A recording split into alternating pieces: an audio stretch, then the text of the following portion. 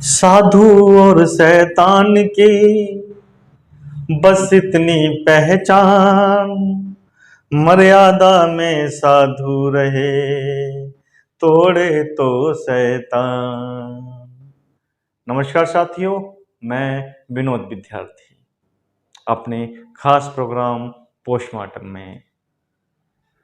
साथियों, आज हम एक ऐसे व्यक्ति का पोस्टमार्टम करेंगे जिसने साधु का भेष धारण किया हुआ है और एक बड़ी पदवी, महंत की पदवी को सुशोभित करता है।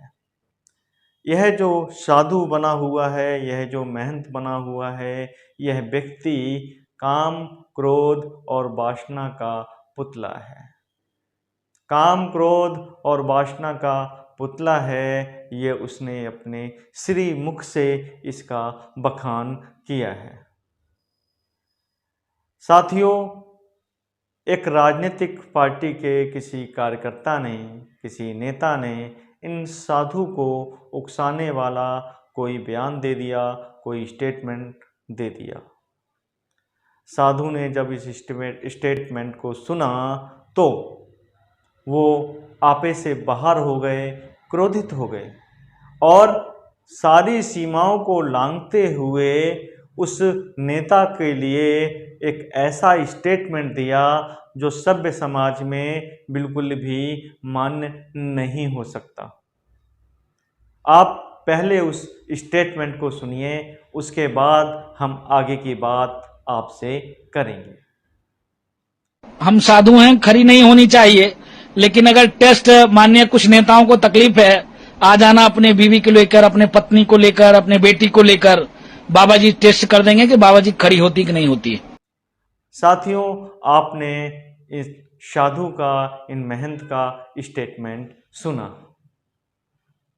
यह साधु का जो स्टेटमेंट है, क्या आपको लगता है यह एक साधु का स्टेटमेंट हो सकता है, एक महंत का स्टेटमेंट हो सकता है? यकीनन मुझे लगता है यह संभव नहीं है। एक साधु, एक महंत ऐसा स्टेटमेंट कभी भी नहीं दे सकता, परंतु इन्होंने दिया है। सर, ये रहते हैं अयोध्या नगरी में और वहीं पर ये महंत हैं।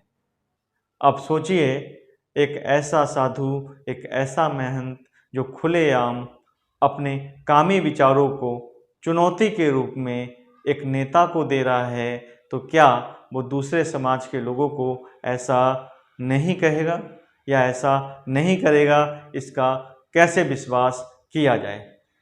इस साधु को तत्कालीन कार्रवाई करते हुए प्रदेश की सरकार को अयोध्या नगरी से निकालकर मथुरा नगरी में पहुंचाना चाहिए। मथुरा नगरी से तात्पर्य सिर्फ मेरा यह है कि मथुरा नगरी की सेंट्रल जेल में इनको पहुंचाना चाहिए, क्योंकि यह संतों की नगरी अयोध्या या संतों की नगरी मथुरा या संतों की नगरी काशी में रहने के योग्य तो बिल्कुल भी नहीं है।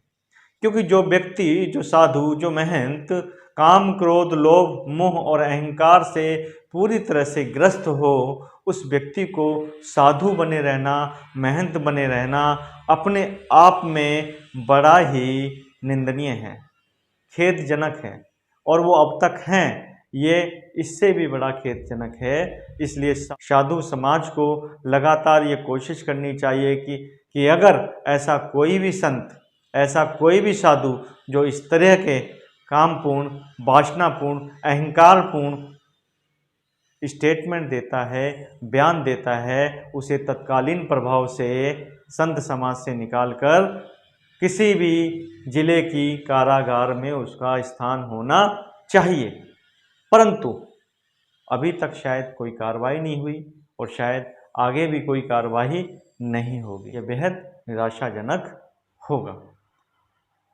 साथियों, आपको आज का ये वीडियो कैसा लगा?